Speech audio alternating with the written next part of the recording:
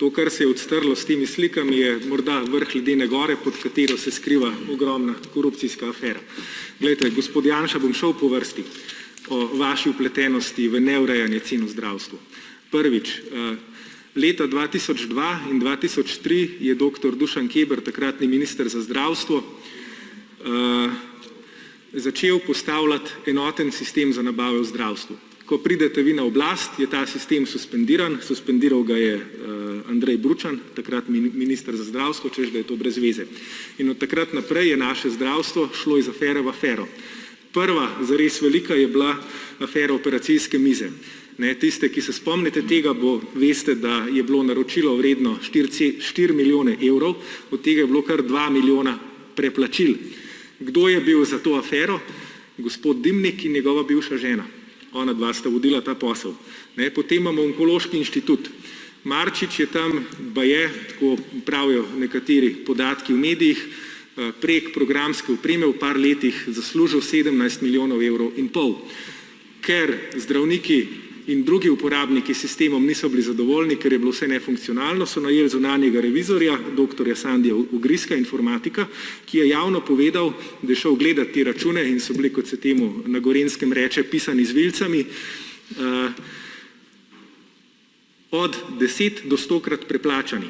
In potem je dr. Erik Brecelj povedal, da je SDS tega revizorja napadel, revizor je bil odstranjen, Marčič je pogodbo obdržal.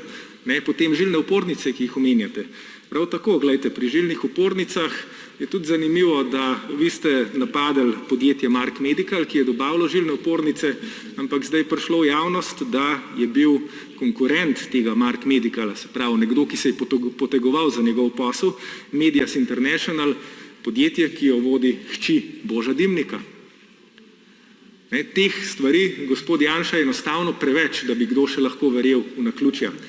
In glede na to, da je ta sprega dobaviteljev v zdravstvu, ki so dejansko eden izmed največjih problemov slovenskega zdravstva, poleg zdravnikov dvoživk, ki jih vi s tako vnemo branite, ali pa dopolnilnega zavarovanja, ki čeprav se ni porabljalo med covid krizo, vi niste želeli upravičiti plačevanja in se je v zavarovalnice steklo okrog 50 milijonov evrov na ta način.